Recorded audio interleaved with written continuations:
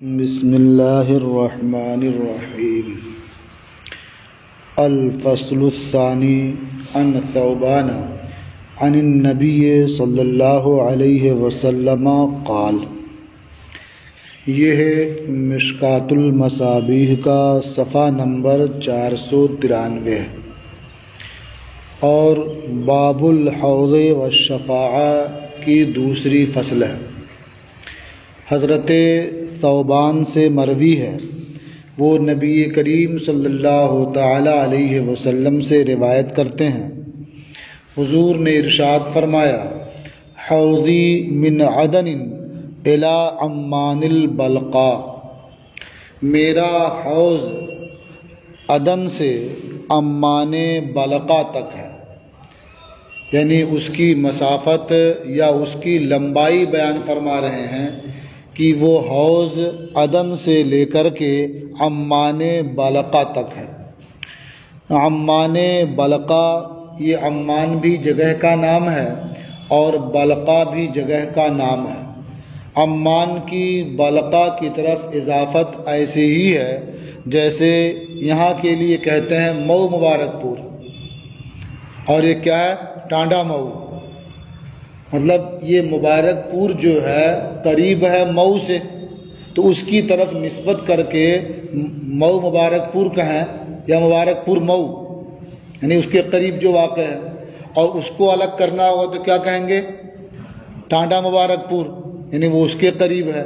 تو ایسے ہی عمان بھی ایک جگہ کا نام ہے اور بلقاء بھی اس سے قریب جگہ کا نام ہے، تو اسی کی جانب اضافت کر دی تاکہ یہ معلوم ہو جائے کہ یہ وہی عمان ہے۔ یہ سب شام میں واقع ہے۔ تو فرمایا کہ میرا حوض عدن سے عمان بلقاء تک ہے، ماؤہ اشد بیاضا من اللبن، اس کا پانی دودھ سے زیادہ سفید ہے، واحلی من العسل، اور شہد سے زیادہ شیریں ہے، وَأَكْوَابُهُ عَدَدُ نُجُومِ السَّمَاءِ، اور اس کے جام، اس کے پیالے آسمان کے ستاروں کی تعداد میں ہیں۔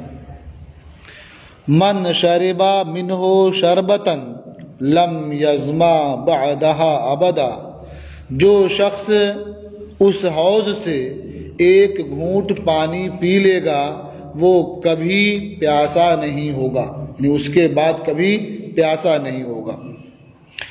اول الناس عرودا فقراء المہاجرین، لوگوں میں پہلے اس حوض پر اترنے والے، اس حوض پر آنے والے فقراء مہاجرین ہوں گے۔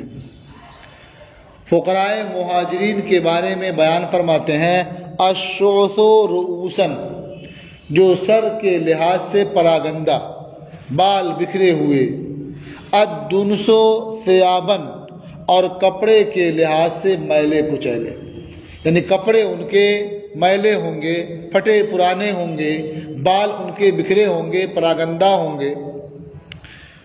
الذین، اور شان کیا ان کی؟ الذین لا ينکحون المتنعمات، یعنی وہ لوگ جن سے نکاح نہ کیا جائے اگر وہ مالدار عورتوں کو نکاح کا پیغام دیں۔ متنعمات وہ خواتین جو ناز و نعمت میں پرورش پاتی ہیں، مالدار ہوتی ہیں، تو اگر وہ مالدار خواتین کو نکاح کا پیغام دیں تو ان سے نکاح نہ کیا جائے۔ ولا تفتح لهم السدد، اور ان کے لیے دروازے نہ کھولے جائیں اگر وہ دستک دیں، یعنی ظاہری طور پر ان کی حالت یہ ہے کہ ان کی جانب کوئی توجہ نہیں کرتا ہے۔ کسی کے ہاں دستک دیں تو کوئی دروازہ کھولنے کا روادار نہیں ہوتا ہے، کسی مالدار خاتون سے نکاح کا پیغام دیں تو ان سے نکاح کرنے کے لیے روادار نہیں کوئی ہوتا ہے۔ وہ لوگ دیکھنے میں پراگندہ صورت ہیں، پھٹے پرانے کپڑے ہیں، وہی سب سے پہلے حوض پر آئیں گے، یعنی انہیں اس حوض سے سب سے پہلے سیراب ہونے کا موقع ملے گا۔ باقی حوض کے پانی اور اس کے پیالے جو رکھے ہوئے ہیں اور اس کی مٹھاس اور سفیدی یہ تفصیل سے پہلے بیان کی جا چکی ہے۔ رواہ احمد و ترمذی و ابن ماجہ، اسے امام احمد اور ترمذی اور ابن ماجہ نے روایت کیا۔ وقالت ترمذی ھذا حدیث غریب، اور امام ترمذی نے فرمایا کہ یہ حدیث غریب ہے۔ وعن زید ابن ارقم قال، اور حضرت زید ابن ارقم سے مروی ہے، انہوں نے فرمایا کنا مع رسول اللہ صلی اللہ علیہ وسلم فنزلنا منزلا، ہم اللہ کے رسول صلی اللہ تعالی علیہ وسلم کے ساتھ تھے تو ہم ایک منزل پر اترے۔ فقال ما انتم جزءا من 100,000 جزء ممن يرد علی الحوض، حضور نے ارشاد فرمایا کہ تم سب 1,00,000 حصے میں سے ایک حصہ نہیں ہو۔ ما انتم جزءا، تم ایک جز نہیں ہو، کس میں سے؟ من 100,000 جزء، 1,00,000 جز میں سے ایک جز بھی نہیں ہو۔ اب 1,00,000 جز کس کے؟ ممن یرد علی الحوض، ان میں سے جو میرے پاس حوض پر آئیں گے، یعنی میرے پاس حوض پر جتنے آئیں گے ان کے اگر 1,00,000 حصے کیے جائیں تو تم سب ایک حصہ بھی نہیں ہو۔ قیل کم کنتم، ان سے پوچھا گیا، یعنی حضرت زید ابن ارقم سے پوچھا گیا کہ اس دن کتنے تھے آپ لوگ؟ کم کنتم یومئذ، جس روز حضور نے یہ ارشاد فرمایا آپ لوگ کتنے تھے؟ قال 700 او 800، یعنی ہم 700 تھے یا 800 تھے۔ رواہ ابو داؤد، اسے ابو داؤد نے روایت کیا، یعنی جو کم بیان کیا وہ 700، یعنی 700 بھی وہ 1,00,000 کا ایک حصہ بھی نہیں ہے۔ اتنے زیادہ لوگ حوض کوثر پر نبی کریم صلی اللہ علیہ وسلم کی بارگاہ میں حاضر ہوں گے، یہ کثرت بیان کرنے کے لیے۔ وعن سمورۃ قال، اور حضرت سمورہ سے مروی ہے، انہوں نے فرمایا قال رسول اللہ صلی اللہ علیہ وسلم انا لکل نبی حوضا وانہم یتباہون ایہم اکثر واردۃ، اللہ کے رسول صلی اللہ تعالی علیہ وسلم نے ارشاد فرمایا یقیناً ہر نبی کے لیے ایک حوض ہے، اور انبیاء آپس میں فخر کریں گے، کس بات پر؟ ایہم اکثر واردۃ، کہ ان میں کس کے پاس زیادہ پینے والے آتے ہیں۔ وردہ، یرد کا معنی کیا ہوتا ہے؟ گھاٹ پر اترنا پانی پینے کے لیے، سیرابی کے لیے، تو وہ باہم فخر کریں گے ایہم اکثر واردۃ، کہ ان میں کس کے پاس زیادہ پینے کے لیے آنے والے ہیں۔ وَإِنِّي لَأَرْجُو أَنْ أَكُونَ أَكْثَرَهُمْ وَارِدَةً، اور یقیناً مجھے امید ہے کہ میں ان میں سب سے زیادہ ہوں گا، اس اعتبار سے کہ میرے پاس پینے والے ہیں، یعنی میرے پاس ان میں سب سے زیادہ پینے والے آئیں گے۔ ظاہر بات ہے ہر نبی کے پاس اس کی امت آئے گی، تو حضور کی امت تمام امتوں سے زیادہ ہے۔ حضور کی اتباع کرنے والے تمام انبیاء کی اتباع کرنے والوں سے زیادہ ہیں، اور امتی اپنے نبی کے حوض پر جائیں گے تو بلا شبہ نبی کریم صلی اللہ تعالی علیہ وسلم کے پاس جانے والے باقی انبیاء اور رسول سے زیادہ ہوں گے۔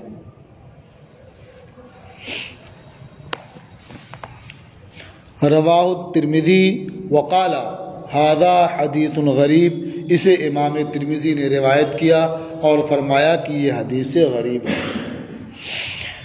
وعن انس قال، اور حضرت انس سے مروی ہے، انہوں نے فرمایا سألت النبی صلی اللہ علیہ وسلم ان یشفع لی یوم القیامہ میں نے نبی کریم صلی اللہ تعالی علیہ وسلم سے درخواست کی کہ وہ روز قیامت میرے لیے شفاعت فرمائیں۔ فقال انا فاعل، حضور نے ارشاد فرمایا ٹھیک ہے میں تمہاری شفاعت کروں گا۔ قلت یا رسول اللہ فأین اطلبک، تو جب یہ معلوم ہو گیا کہ حضور میری شفاعت کریں گے، وعدہ فرما لیا، تو میں نے عرض کیا اے اللہ کے رسول میں آپ کو کہاں تلاش کروں گا؟ یعنی جب وہاں موقع آئے گا شفاعت کا تو کہاں ڈھونڈوں گا آپ کو؟ وہاں تو بڑی بھیڑ ہوگی، اولین و آخرین سب جمع ہوں گے، تو کہاں تلاش کروں گا؟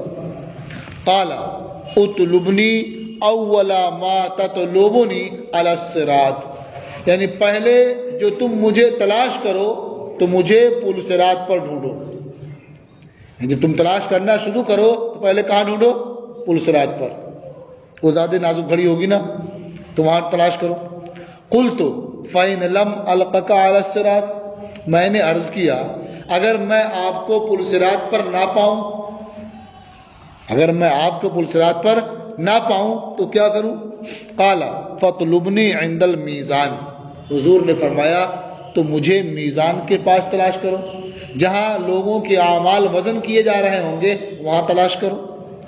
قلت فإن لم ألقك عند المیزان، پھر میں نے پوچھا اگر میں آپ کو میزان کے پاس نہ پاؤں تب کہاں ڈھونڈوں گا؟ قال فاطلبنی عند الحوض، ارشاد فرمایا تو مجھے حوض کے پاس تلاش کرنا، یعنی حوض کوثر کے پاس۔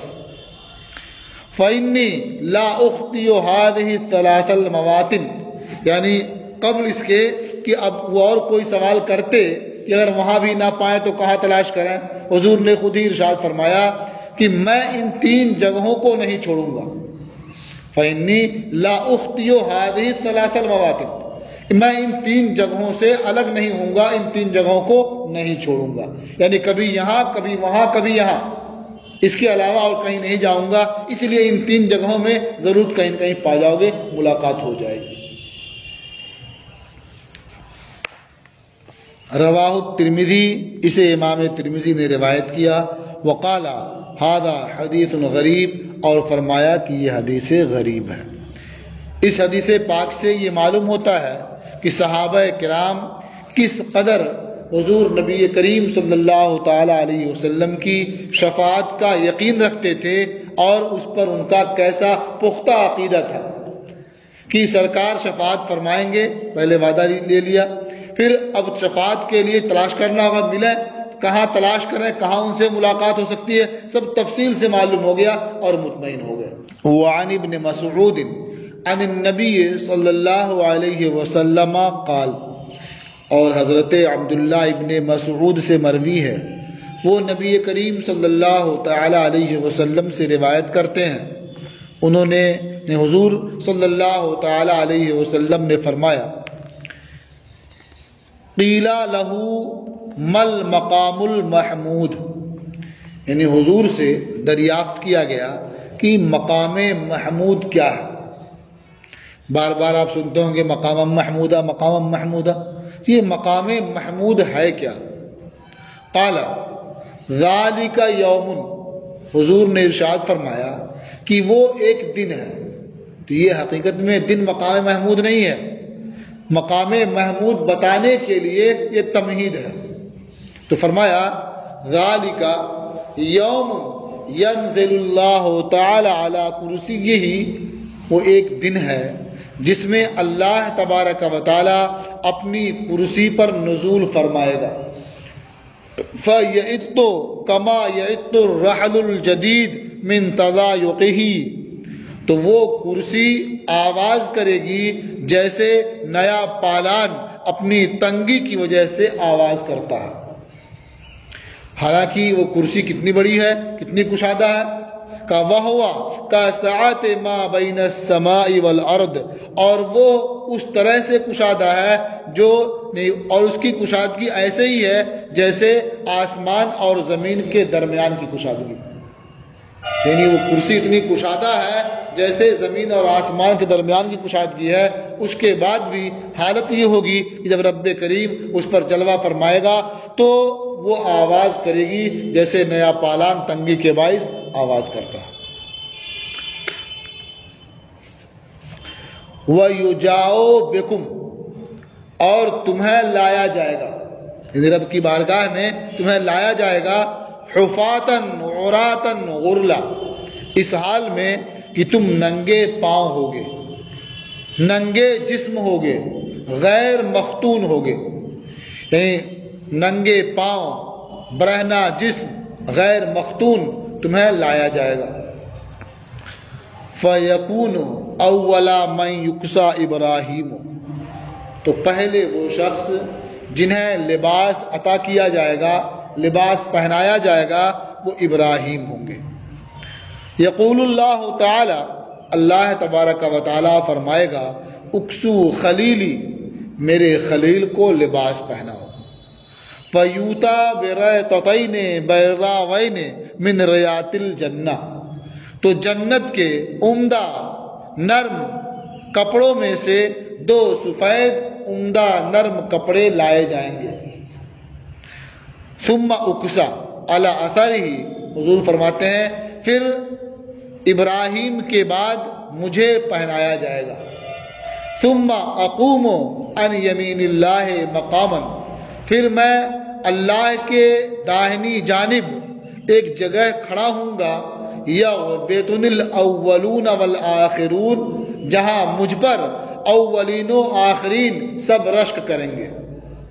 تو وہ جگہ جہاں میں کھڑا ہوں گا، جہاں سب کے سب مجھ پر رشک کریں گے، وہی مقام محمود ہے، یعنی وہی وہ جگہ ہے جہاں ہر کوئی حضور کی تعریف کر رہا ہوگا اور ان کی ذات پر رشک کر رہا ہوگا، تو وہی مقام محمود ہے۔ اب یہاں ایک چیز یہ ہے کہ اللہ تبارک و تعالیٰ کرسی پر نزول فرمائے گا۔ اس طرح کے کلمات جہاں بھی آتے ہیں جس سے بظاہر یہ لگتا ہے کہ وہ جسم ہو یا جسم کا وہ جملہ متقاضی ہوتا ہے، تو وہاں اس کا ظاہری معنی مراد نہیں ہوتا ہے۔ تو اللہ تبارک و تعالیٰ کا نزول فرمانا اسی طرح سے ہوگا جیسا اس کی شان کے لائق ہے۔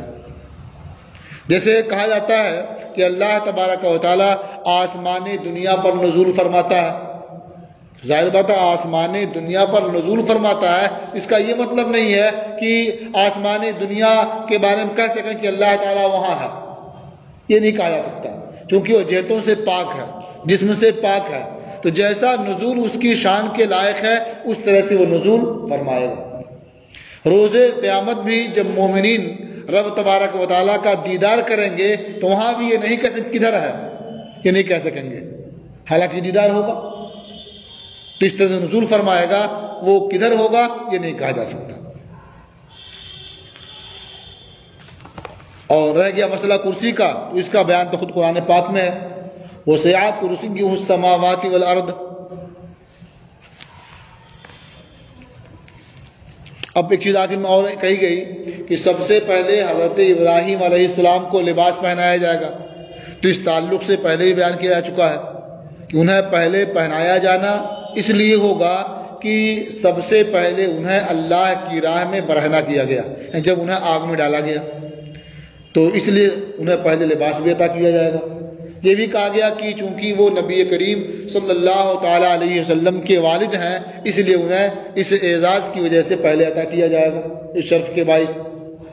حضور کے بارے میں بھی کہا گیا کہ آپ لباس کے ساتھ اٹھیں گے، آپ لباس پہنے ہوں گے، پھر یہاں اس کے بعد مجھے پہنا جائے گا، اس کا مطلب کیا ہے کہ نیا جوڑا آپ کو عطا کیا جائے گا، یعنی آپ کے مرتبے کو ظاہر کرنے کے لیے جو آپ پہن کے وہاں تشریف فرما ہوں گے، اس کے علاوہ دوسرا جوڑا عطا کیا جائے گا۔ رواہ الدارمی، اسے دارمی نے روایت کیا ہے۔ وعن المغیرہ ابن شعبہ قال، اور حضرت مغیرہ ابن شعبہ سے مروی ہے، انہوں نے فرمایا قال رسول اللہ صلی اللہ علیہ وسلم شعار المؤمنین یوم القیامہ علی الصراط رب سلم سلم۔ اللہ کے رسول صلی اللہ تعالی علیہ وسلم نے ارشاد فرمایا، روز قیامت پل صراط پر مومنین کی پہچان، مومنین کی علامت ہوگی رب سلم سلم، اے پروردگار سلامت رکھ سلامت رکھ، یعنی پل صراط پر سبھی لوگ جب جمع ہوں گے، گزر رہے ہوں گے، تو اس وقت مومنین کی پہچان کیا ہوگی کہ یہ دعا کر رہے ہوں گے رب سلم سلم۔ رواہ الترمذی وقال ھذا حدیث غریب، اسے امام ترمذی نے روایت کیا اور فرمایا کہ یہ حدیث غریب ہے۔ وعن انس ان النبی صلی اللہ علیہ وسلم قال، اور حضرت انس سے مروی ہے کہ نبی کریم صلی اللہ تعالی علیہ وسلم نے فرمایا شفاعتی لأہل الکبائر من امتی، میری شفاعت میری امت میں کبیرہ گناہ والوں کے لیے ہے، اہل کبائر کے لیے ہے۔ تو ظاہر بات ہے جب سرکار کی شفاعت سے اہل کبائر کو فائدہ پہنچے گا، ان کی بخشش ہوگی، ان کی مغفرت ہوگی، جن کے چھوٹے چھوٹے گناہ ہیں، صغیرہ گناہ ہیں، بدرجہ اولیٰ ان کی مغفرت ہوگی، ان کی بخشش ہوگی۔ تو حضور نے فرمایا کہ میری شفاعت میری امت میں سے اہل کبائر کے لیے ہے۔ تو یہ اہل صغائر کی نفی کے لیے نہیں ہے، بلکہ ان کو بھی میری شفاعت فائدہ دے گی، اور خاص طور سے انہیں فائدہ پہنچے گا اس سے۔ تو جو اہل صغائر ہیں انہیں بدرجہ اولیٰ فائدہ پہنچے گا۔ رواہ الترمذی، اسے امام ترمذی نے روایت کیا اور ابو داؤد نے، ورواہ ابن ماجہ عن جابر، اور ابن ماجہ نے اسے حضرت جابر کی روایت سے نقل کیا ہے۔ وعن عوف ابن مالک قال، اور حضرت عوف ابن مالک سے مروی ہے، انہوں نے فرمایا قال رسول اللہ صلی اللہ علیہ وسلم اتانی آتم من عند ربی، اللہ کے رسول صلی اللہ تعالی علیہ وسلم نے ارشاد فرمایا کہ میرے پاس میرے پروردگار کی جانب سے ایک آنے والا آیا، فخیرنی بین ان یدخل نصف امتی الجنت و بین الشفاعت۔ ابھی آنے والے جبریل امین تھے یا کوئی دوسرے فرشتے تھے جنہیں اللہ تبارک و تعالیٰ نے سرکار کی خدمت میں بھیجا، تو اس فرشتے نے، اس آنے والے نے مجھے اختیار دیا، کن دو چیزوں کے درمیان؟ اس کے درمیان کہ میری آدھی امت جنت میں داخل ہو جائے، اور اس کے درمیان اور شفاعت کے درمیان، یعنی آدھی امت جنت میں داخل ہو جائے اور شفاعت کریں، ان دو چیزوں کے درمیان اس نے مجھے اختیار دیا۔ یعنی گویا پوچھا کہ آپ کیا چاہتے ہیں، کیا آپ کو شفاعت کا اختیار دیا جائے یا یہ کہ آپ کی آدھی امت جنت میں داخل ہو جائے؟ آپ دونوں میں سے کسے اختیار فرماتے ہیں؟ حضور فرماتے ہیں فاخترت الشفاعت، تو میں نے شفاعت کو اختیار کیا۔ وَهِيَ لِمَنْ مَاتَ لَا يُشْرِكُ بِاللَّهِ شَيْئًا، اور یہ شفاعت ان لوگوں کے لیے ہوگی جو دنیا سے رخصت ہو جائیں، جو دنیا سے انتقال کر گئے اس حال میں کہ اللہ کے ساتھ کسی چیز کو شریک نہیں ٹھہراتے ہیں۔ جو بھی دنیا سے انتقال کریں گے اس حال میں کہ وہ مشرک نہیں ہوں گے، اللہ کے ساتھ کسی کو شریک نہیں ٹھہرائیں گے، ان سب کے لیے میری شفاعت ہوگی۔ تو معلوم ہوا کہ نبی کریم صلی اللہ تعالی علیہ وسلم نے اپنی امت کے لیے شفاعت کو اختیار کیا ہے تاکہ آپ شفاعت فرمائیں اور اللہ تبارک و تعالی آپ کی امت کو جنت میں داخل فرمائیں۔ ویسے آدھی امت جنت میں جاتی، اور ایسے آپ کی پوری امت جو امت اجابت ہے، جنہوں نے کلمہ پڑھا ہے، وہ سب کے سب آپ کی شفاعت سے جنت میں جائیں گے۔ رواہ الترمذی و ابن ماجہ، اسے امام ترمذی اور ابن ماجہ نے روایت کیا۔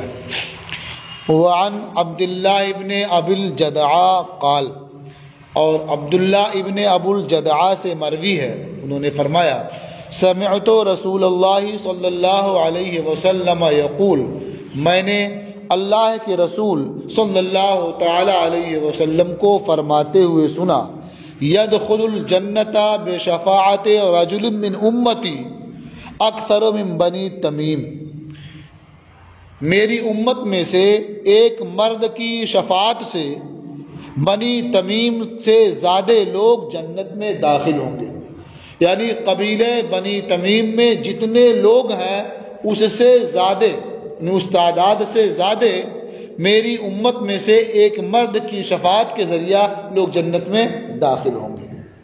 وہ کون مرد ہیں؟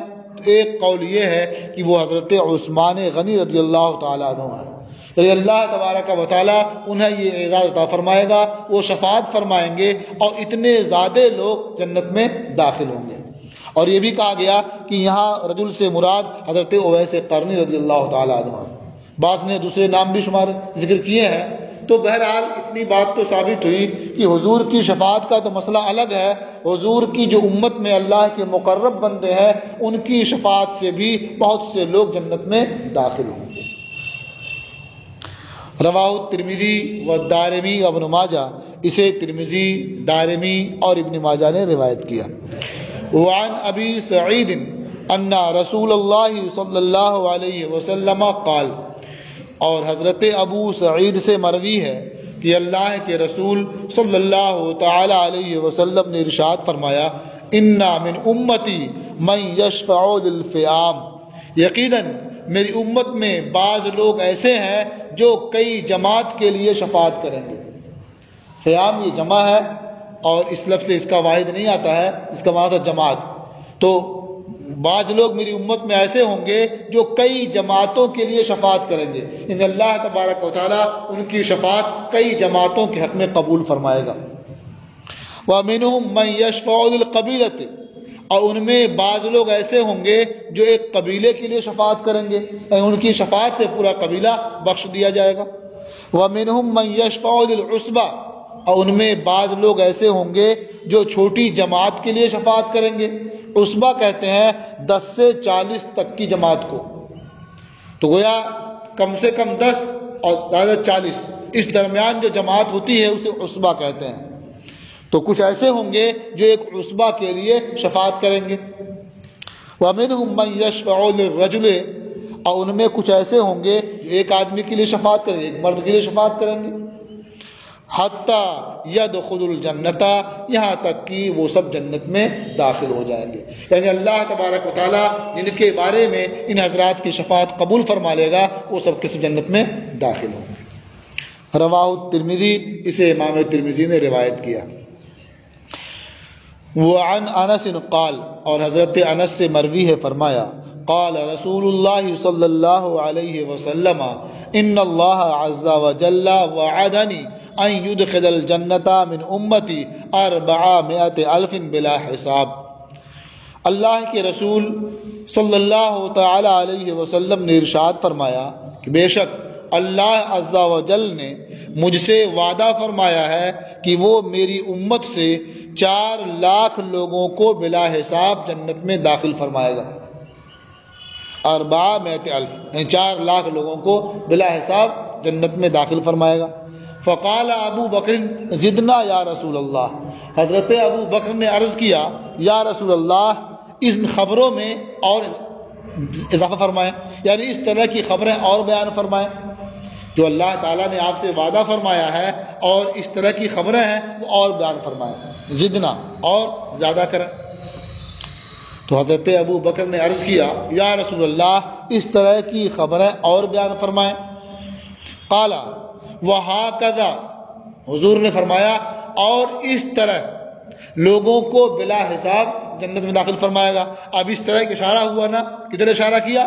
فحثا بکفیہ وجمعہما، تو حضور نے اپنی دونوں ہتھیلیوں کا لب بھرا انہیں اکٹھا کیا، یہ ہے الگ الگ کھل کر کے، تو ایسے دونوں پھیلایا اور ایسے اکٹھا کیا، ایسے کہ اللہ تعالیٰ بلا حساب داخل کر دے گا۔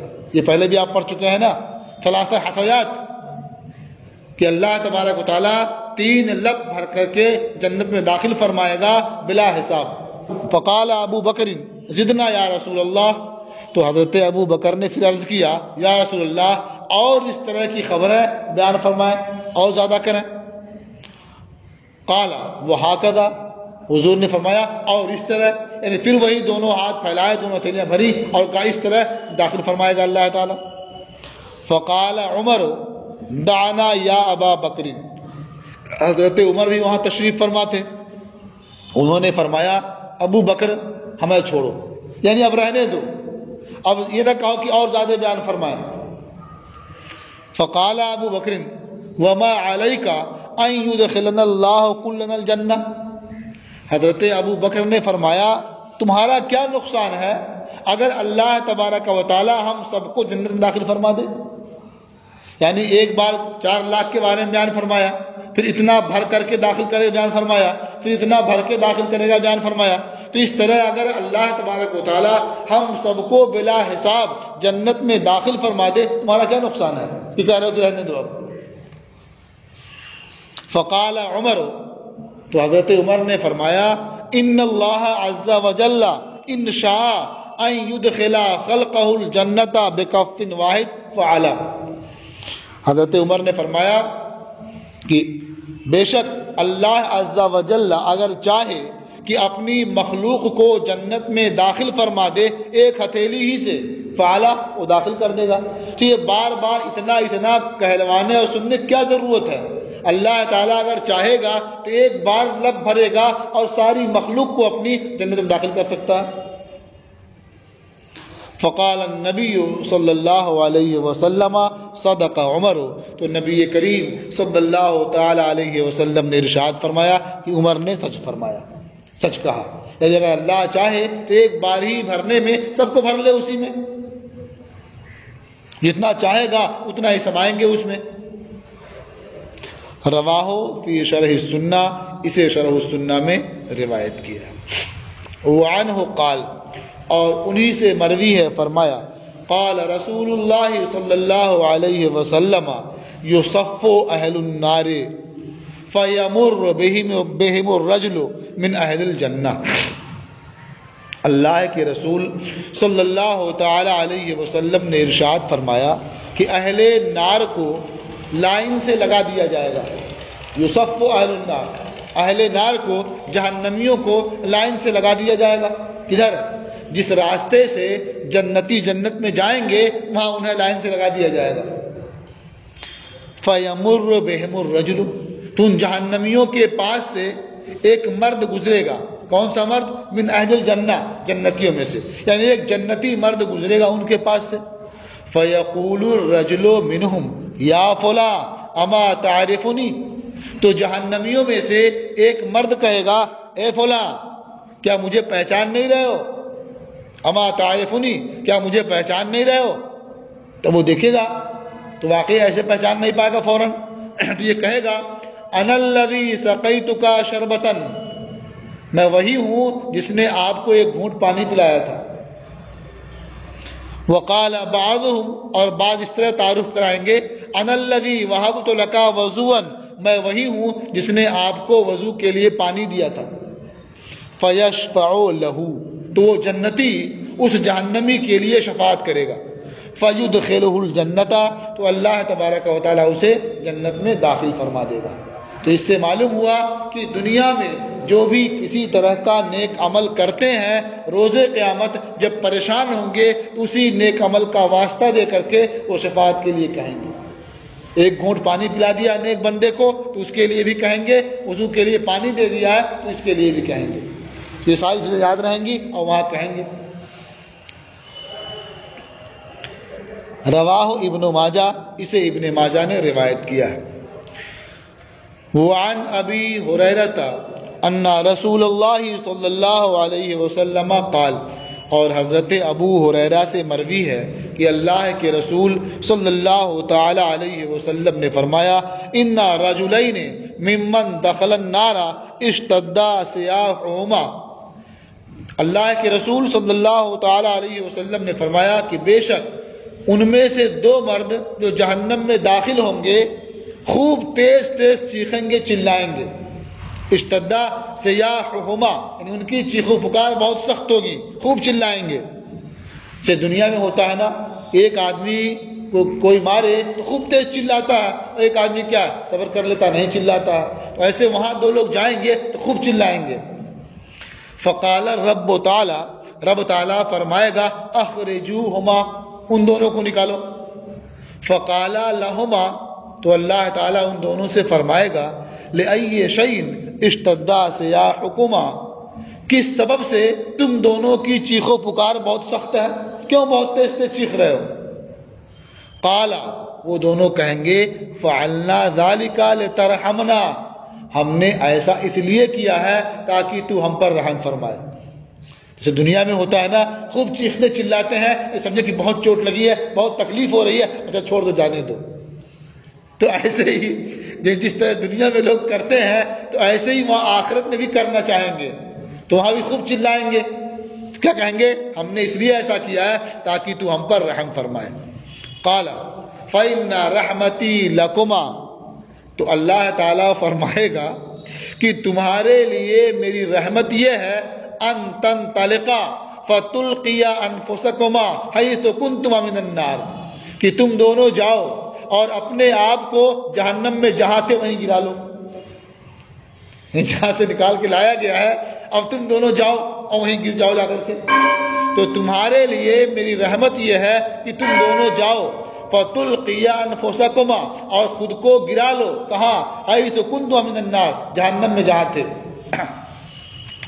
فیلقی احدہما نفسہ، ان میں سے ایک فوراً بات مان لے گا اور وہ اپنے آپ کو گرا لے گا۔ فیلقی احدہما نفسہ، ان میں سے ایک اپنے کو گرا لے گا۔ فیجعلها اللہ علیہ بردا وسلاما، تو اللہ تبارک و تعالیٰ آگ کو اس پر ٹھنڈی اور سلامتی والی بنا دے گا۔ یعنی پہلے وہاں تھا تو آگ جلاتی تھی، اب اللہ کی اطاعت میں وہاں جائے گا تو آگ ٹھنڈی اور سلامتی والی ہو جائے گی، اب نہیں جلائے گی اسے۔ وَيَقُومُ الْآخَرُ، اور دوسرا وہاں کھڑا رہے گا، وہ نہیں جائے گا جلدی سے، کھڑا رہے گا وہیں۔ فَيَقُولُ وَيَقُومُ الْآخَرُ فَلَا يُلْقِي نَفْسَهُ، اور دوسرا کھڑا رہے گا، وہ اپنے آپ کو جہنم میں نہیں لے جائے گا، نہیں گرائے گا۔ فَيَقُولُ لَهُ الرَّبُّ تَعَالَى، رب تعالیٰ اس سے فرمائے گا، مَا مَنَعَكَ أَن تُلْقِيَ نَفْسَكَ كَمَا أَلْقَى صَاحِبُكَ، کس چیز نے تجھے اپنے آپ کو جہنم میں ڈالنے سے منع کیا ہے جس طرح تمہارے ساتھی نے اپنے آپ کو ڈال لیا، اپنے آپ کو گرا لیا۔ فَيَقُولُ رب انی لارجو ان لا تعیدنی فیہا بعدما اخرجتنی منہا، وہ بندہ کہے گا، اے میرے پروردگار، یقیناً مجھے امید ہے کہ تو مجھے جہنم میں دوبارہ نہیں لوٹائے گا بعد اس کے کہ تو نے مجھے اس سے نکال لیا ہے، جہنم سے نکال لیا ہے تو مجھے یقین ہے، امید ہے کہ تو مجھے جہنم میں دوبارہ نہیں لوٹائے گا۔ فَيَقُولُ لَهُ الرَّبُّ تَعَالَى لَكَ رَجَاؤُكَ، رب تعالیٰ اس سے فرمائے گا، تیرے لیے تیری امید ثابت ہے، یہ ٹھیک ہے، اب تو وہاں مت جا۔ فَيُدْخَلَانِ جَمِيعًا الْجَنَّةَ بِرَحْمَتِ اللَّهِ، تو وہ دونوں، جو کھڑا رہا وہ بھی اور جو چلا گیا تھا تو وہاں اسے بھی آرام ہی تھا، تو ان دونوں کو جنت میں داخل کر دیا جائے گا اللہ تعالیٰ کی رحمت سے۔ اسے ترمذی نے روایت کیا ہے۔